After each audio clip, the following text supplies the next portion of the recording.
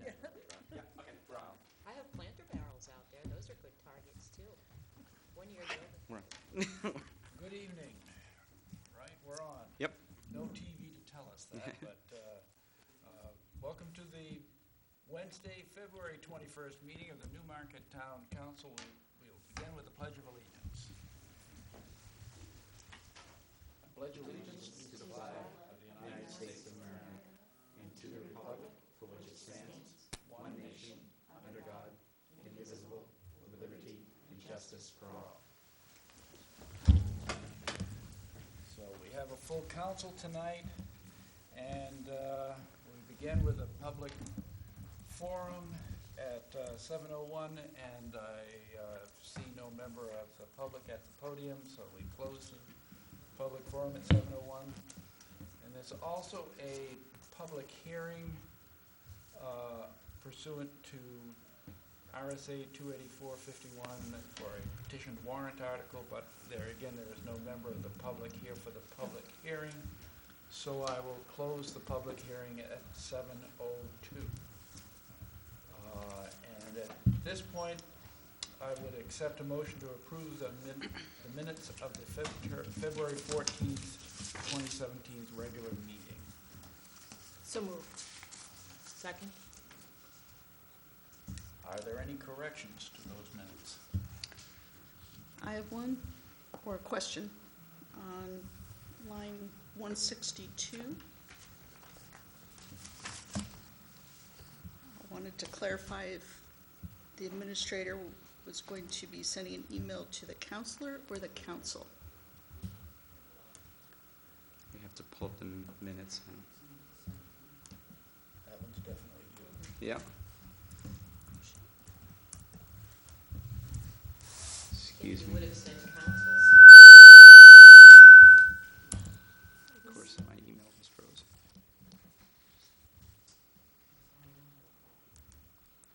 Just a second. Yeah. 162, sorry. Could you read me the? I don't know the. Sure.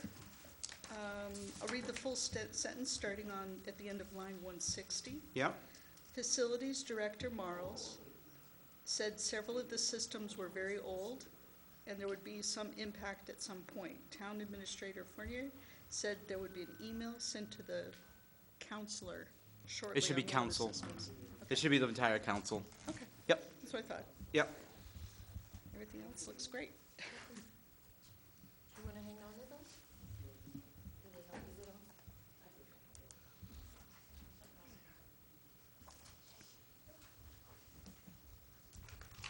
Okay. We set there. Are there any other corrections or questions? If not, call the roll, please. Counselor Burns. Aye. Counselor Finch. Aye. Counselor Thompson. Aye. Counselor Cast. Aye. Counselor Bowden. Aye. Counselor Weinstein. Aye. Counselor Pike. Aye. Motion passes 7-0. Okay, it's yours. Thank you, Mr. Chair. First item on my unwritten report, the school board has asked us that they were having issues trying to secure a clerk of the works for the high school project. And the school board requested that additional time of the facilities director go into serving as clerk of the works. I've worked with the superintendent and as well as the facilities director to come up with we hope would be a solution. The school has $100,000 in their bond for clerk of the works services. That money would go towards a part-time temporary assistant facilities director to cover the time that the facilities director will be serving as clerk of the works. We're going to advertise for the position to see what kind of candidates we receive for that. If it doesn't work, the school's willing to go back and look at having, securing additional funds, hopefully, for a clerk of the works. But we agreed to try that first, so we could have an assistant for any time that Greg is working on the high school project, just to make sure our projects are going to continue on. I guess it's me, Counselor Thompson. I guess my concern is that Greg will be overworked, overburdened. He has so much on his plate. I am amazed at the amount of work that he is doing and has gotten done. But with all these moving parts, I personally feel that it's too much, and I would be against that. Of course, that's my concern as well. I don't want, Absolutely. my first thing was I didn't want any of our projects to fall to the wayside. The superintendent and I discussed it, and we're gonna be reviewing, I'm gonna keep my eye on it, the entire time. And I've talked to, Greg, and he was the first person, of course, we consulted. And he wrote us a memo explaining to us that if he does that, he would need assistance. So we're trying to take things off, that's why we want to try to take it off his plate to do so. The problem is, and I did some research on clerks of the works for school projects right now, so I contacted the chairman of the Joint Building Committee in Dover, where they actually have about a $90 million high school going in, and asked what they were doing. Because I was like, well, it's got to be clerks of the works out there, from my past experience. They have a staff member, city staff member, who is be serving as clerk of the works, similar to what we have, but actually more hours than ours.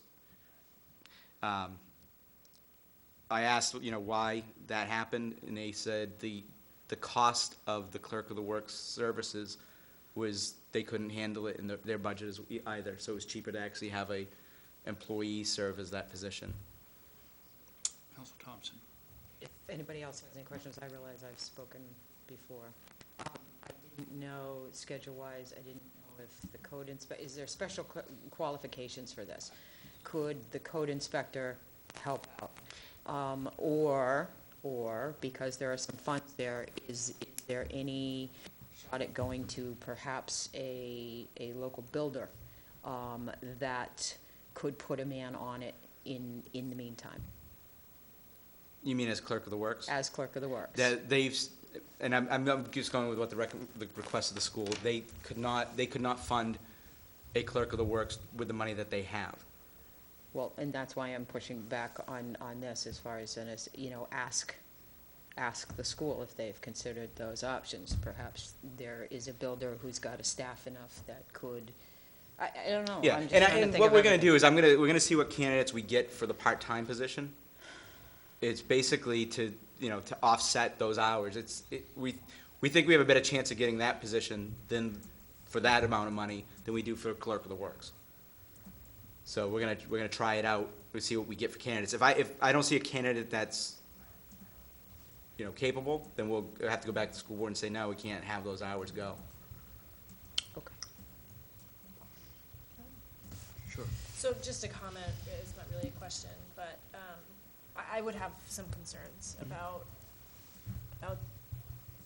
just that situation. I think that when we talked about hiring a facilities director, it was with the understanding that there was going to be a school building project and that he would have a big role in that.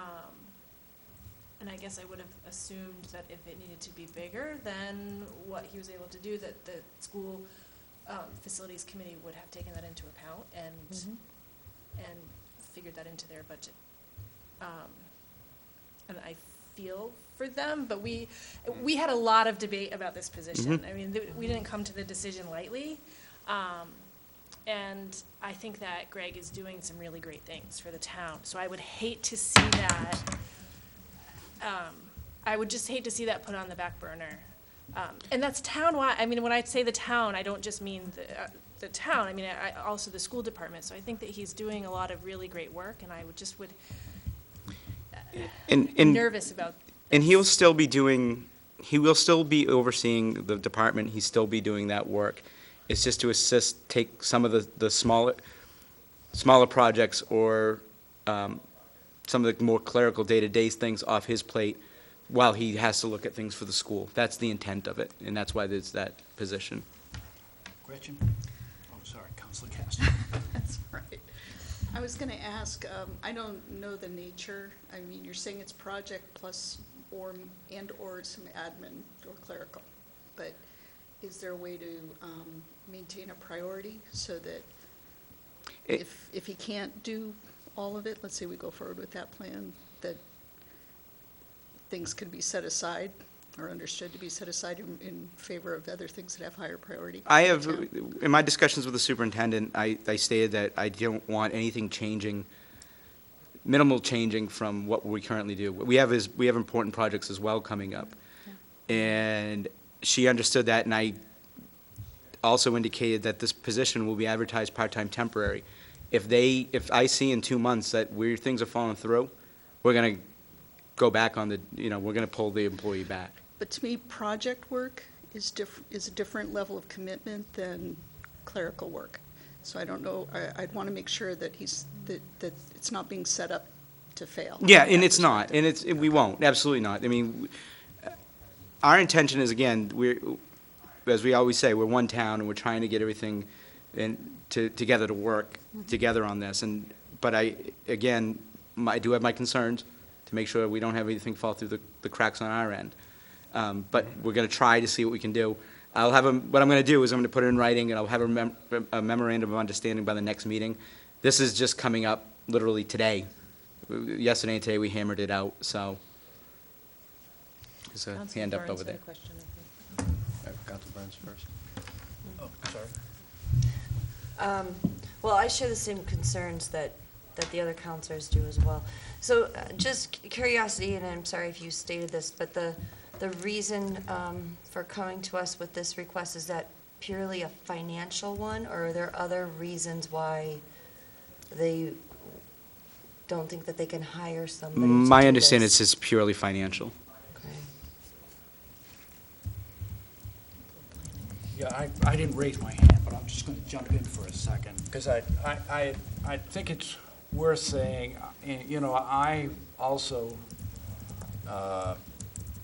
feel like the facilities director has made a big impact. We've gone from debating whether to have a facilities director to feeling, how important he is to how we move forward as a town and how we attack these projects longer term. The argument for what the town administrator has worked out with the superintendent, though, I think, is that, as he stated in what's going on in Dover, the clerk of the works positions anybody that wants to work in construction management right now. They have a lot of, they're in high demand. And it's a expensive time to hire somebody for that kind of temporary position.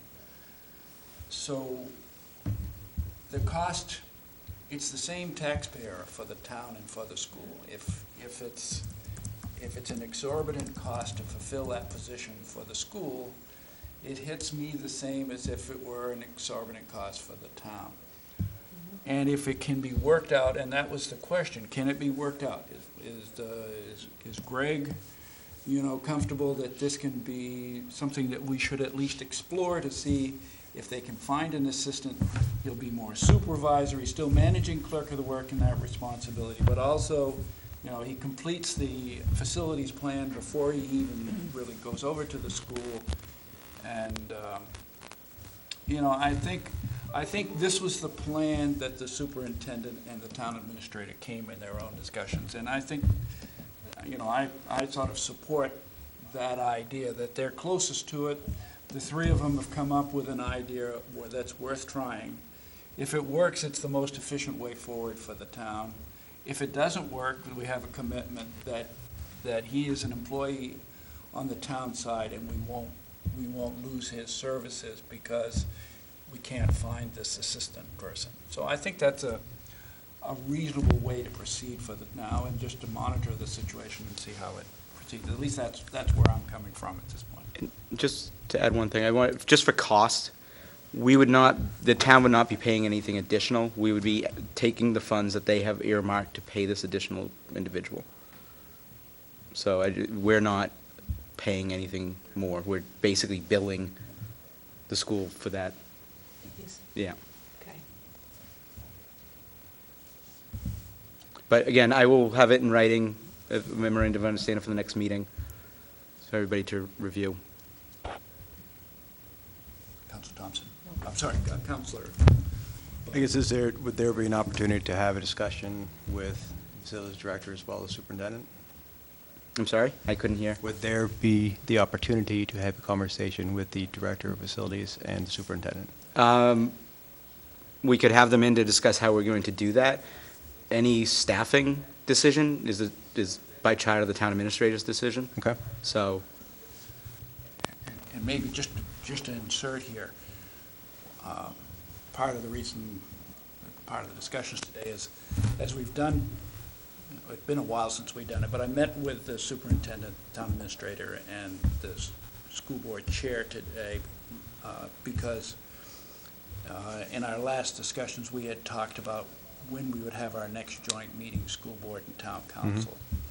And so it's first week in May, or second week in May, I guess. Yeah. Somewhere around, we've got specific dates that we'll be circulating to you too, but that's what the meeting was today, was to work on the agenda for that meeting, May 7th. May 7th.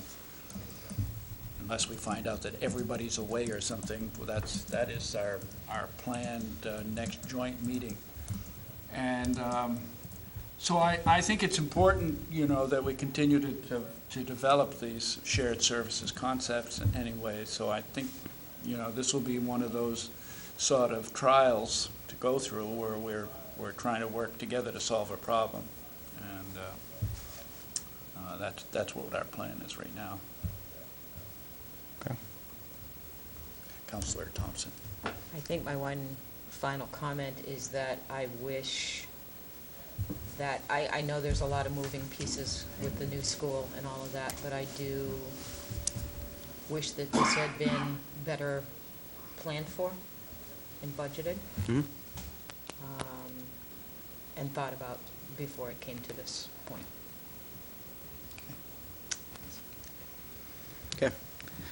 Just on my written report, which was short because of a 1 week difference between fiscal year 18 budget. At the end of January, we expended 60% of the total operating budget. There's nothing out of the ordinary at this time. Snow removal's on track as of right now. I know it's 80 degrees out. And as well, expenditure in the revenue's on track as well. We see motor vehicle registrations are about flat, but it's higher than what we anticipated last year, so we're doing fine.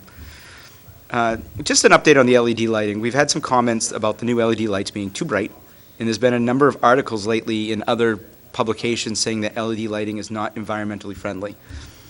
First, the lighting that we use for our lights are dark sky friendly and are the kind that recommended by the American Medical Association in recent articles about color temperatures.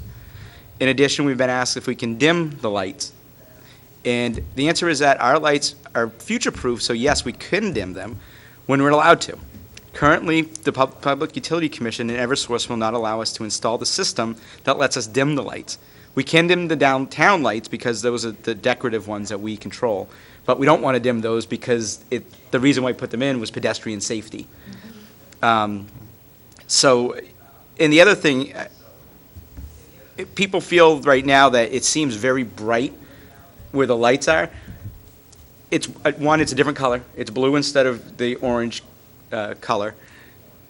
And the other part is it's focused down.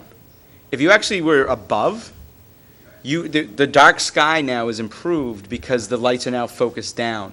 I saw a picture, the city of Portsmouth has the same system, same company, and they showed the two different comparisons. One was a private property that still had the orange lights, and one had the new LED. It's pretty much black with the LED one, except below, and the orange is still glowing above.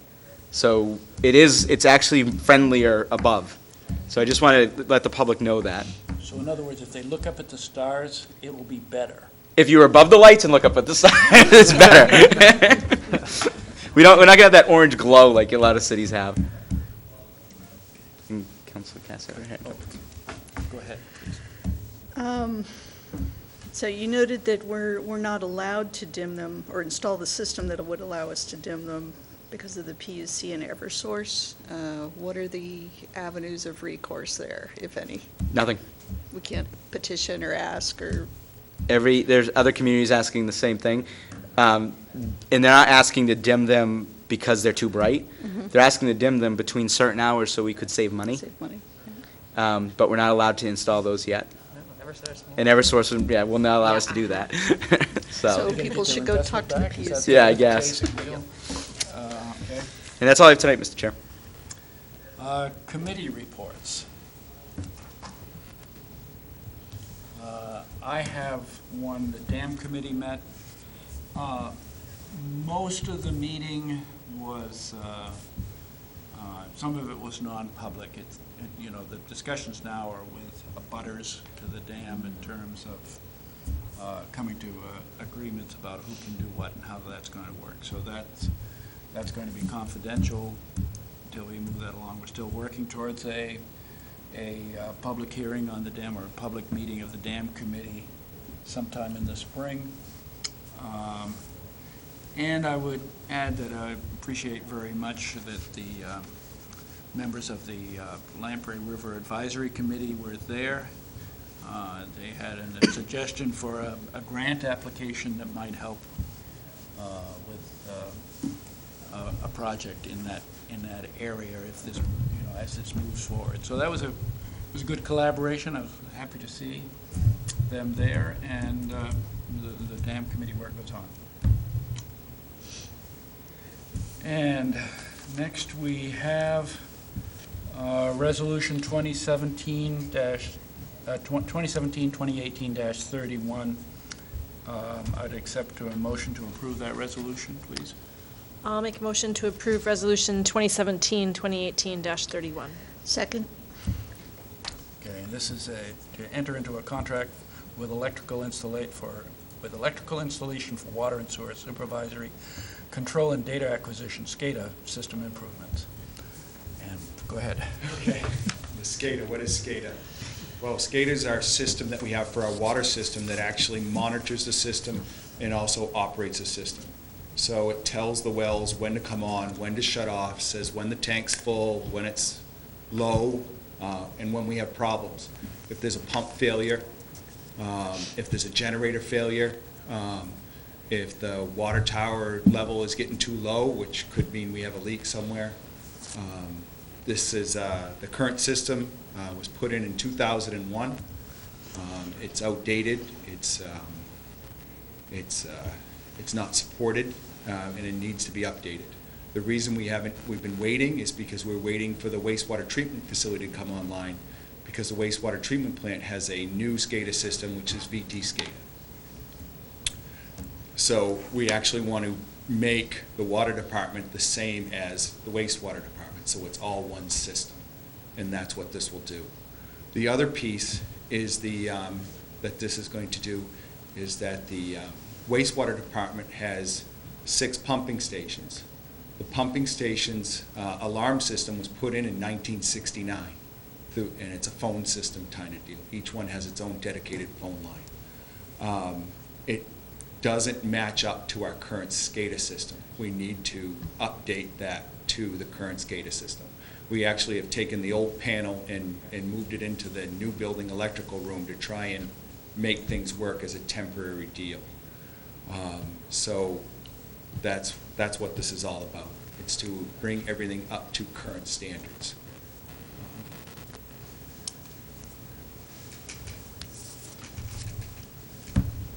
Are there any questions or comments?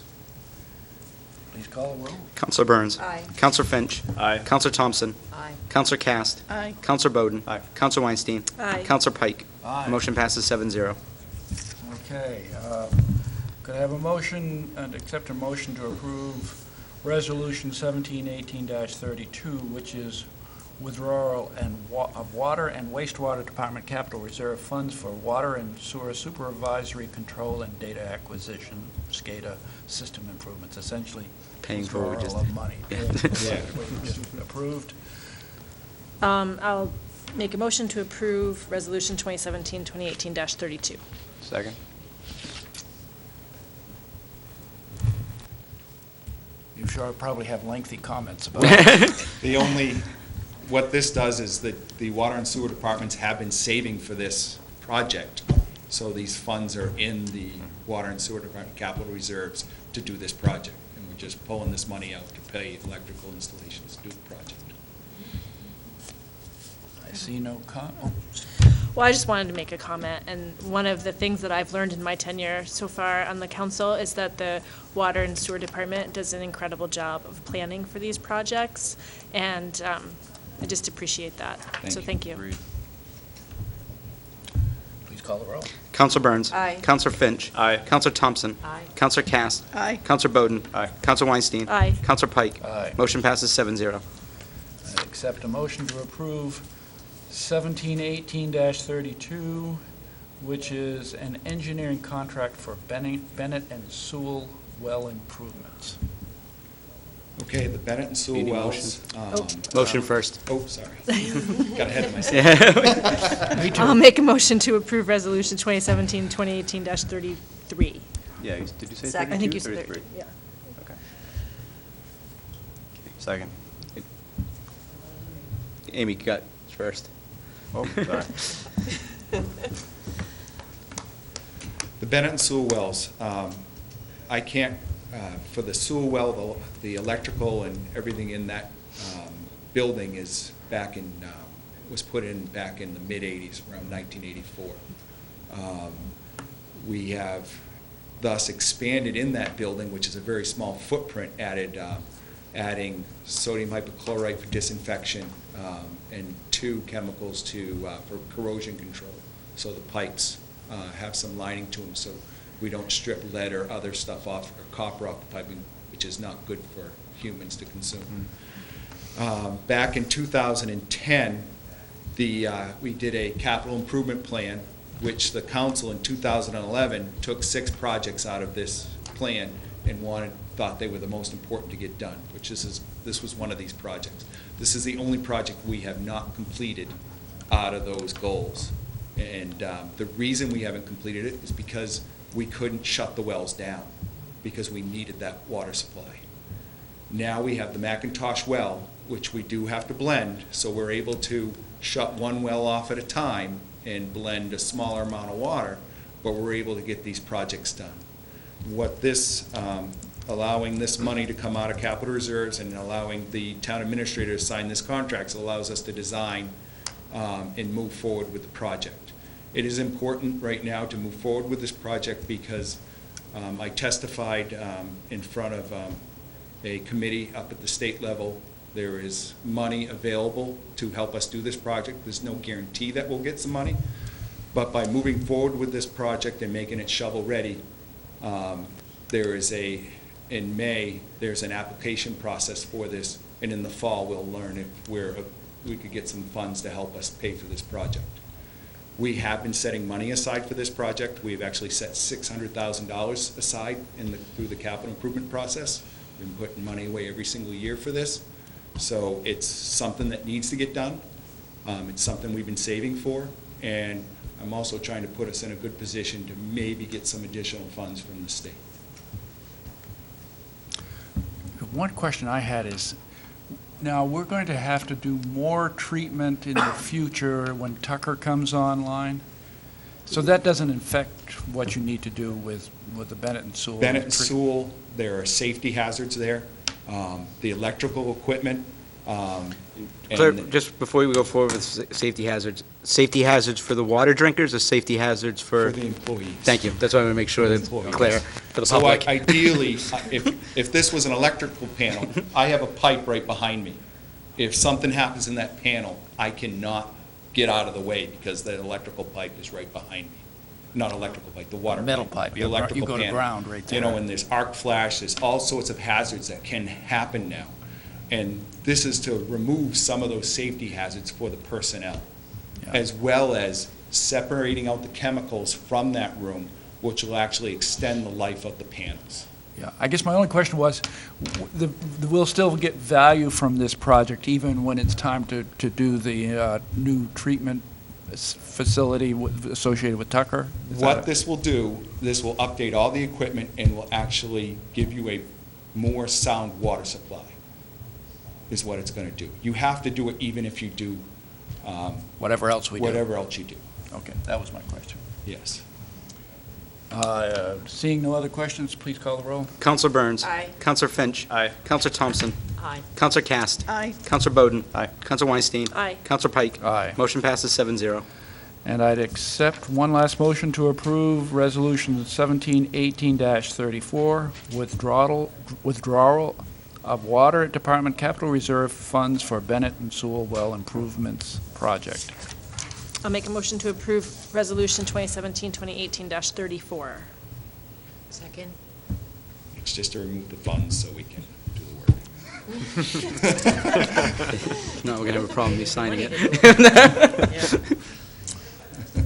Seeing no hands, please call the roll. Counselor Burns. Aye. Counselor Finch. Aye. Counselor Thompson. Aye. Counselor Cast. Aye. Counselor Bowden. Aye. Counselor Weinstein. Aye. Counselor Pike. Aye. Motion passes 7-0. Hope we weren't too tough on you tonight. Thank you very much, I appreciate it. Thanks, Greg. Okay. And we have no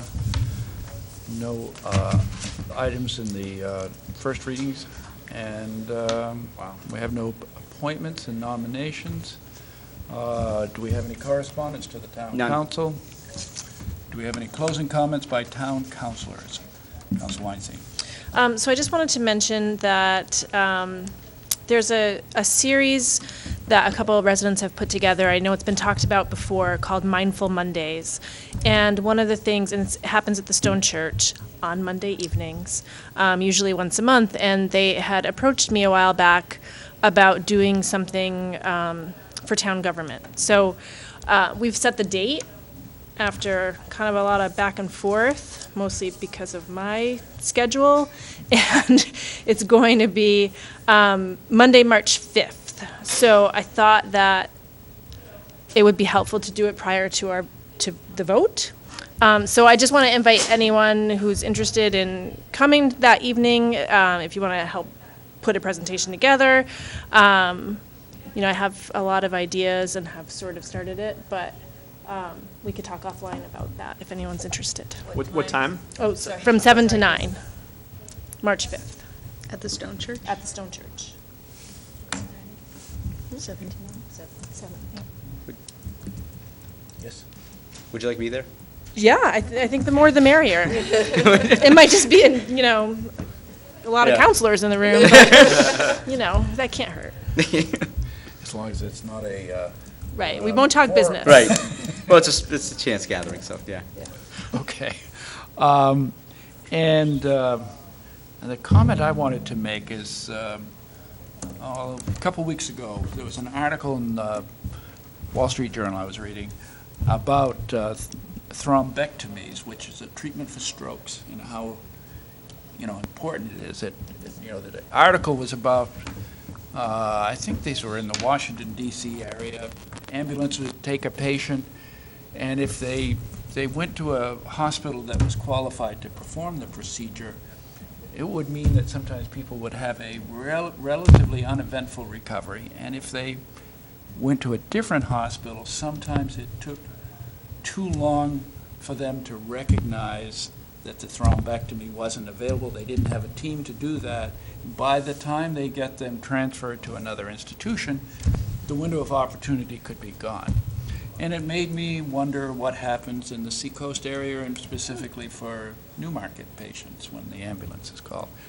And so I sent an email to Steve, and he forwarded it to Rick. And Rick said, about a year ago, they had a conversation about this. They checked into it, and they do thrombectomies at Portsmouth Hospital. And when it's a stroke, they do consultation. They're reaching out to the medical centers, and patients are transported immediately to Portsmouth Hospital and not somewhere else that couldn't offer the procedure. And at first I thought that was great, and I almost did nothing. And then I thought, I'm really appreciative that they're on the ball, that's the way it should work. But a lot of times things don't work the way they should work. So I wanted to give a shout out and kudos to Chief Mulaski, and to thank him for doing that, and also I sort of, make everybody in the town feel good that that's what our ambulance service is doing, and that's the quality of the service we get here. So that's my comment. And with that, I see nobody else that has anything to say, so we are adjourned.